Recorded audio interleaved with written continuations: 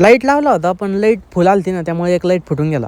नमस्कार, मी आर्यम. आणि रात्री सरकार म्हणे आपल्याला शेतात जायचं. म्हणलं टाइम पहा एकदा, 11:30 वाजले. मग सरकार म्हणे काही नाही होत, तू आता शेतातले व्हिडिओ टाकू राहिला ना, मग आता रात्रीचा हा पण एक व्हिडिओ टाक. मग डायरेक्ट शेतात आलो. पण एवढी मोक्कर थंडी वाजत होती, बापो म्हणलं आता कायच करावं त्या थंडी समोर. एवढ्या रातचं शेतात यायचं एकच कारण होतं, आपण शेडमध्ये लाईट लावले होते ना, त्यातले लाईट चालू करायचे होते. मग असे लाईट लावले बरं आपण शेतात लाल कलरचे. मग ना लाईट आली बरं, मग आमच्या सरकारनं फ्यूज वगैरे टाकला. याला फ्यूज म्हणते बरं. हे जर टाकले ना तर मग आपल्या शेतात लाईट येते, असा विषय असतो याचा. शेडमध्ये लाईट लावण्याचं एकमेव कारण होतं, कारण की आता सध्या हिवाळा आहे ना, तर त्या आळ्याला थंडी वाजते. मग हे लाईट लावले ना तर त्याच्यात हीट उत्पन्न होती. म्हणजे कसं अशी शेडमध्ये गरमी होती ना, मग टेम्परेचर सगळं मेंटेन राहतं ना, तर टेम्परेचर कधी कधी 15, 16, 17 होतं ना, त्याच्यामुळे ते थंडीमुळे आळ्या पाला खात नाही. आता सगळं ओके केलं, पण परत एक प्रॉब्लेम झाला. जास्त लाईट होती ना, त्यामुळे एक लाईट त्याच्यातला फुटून गेला. आता मला ते गाणं आठवून राहिलं बरं, रॉक्समबाई याचं. थंडी वाऱ्यात मातीमध्ये खपतो, अर्ध्या रात्री मोटरा चालू करायची जीव जातो आमचा. आता आपण आपल्या शेडमध्ये माशासाठी लावलं बरं. आता माशाचा काय विषय नेमका हे तुम्हाला उद्याच्या व्हिडिओमध्ये सांगतो.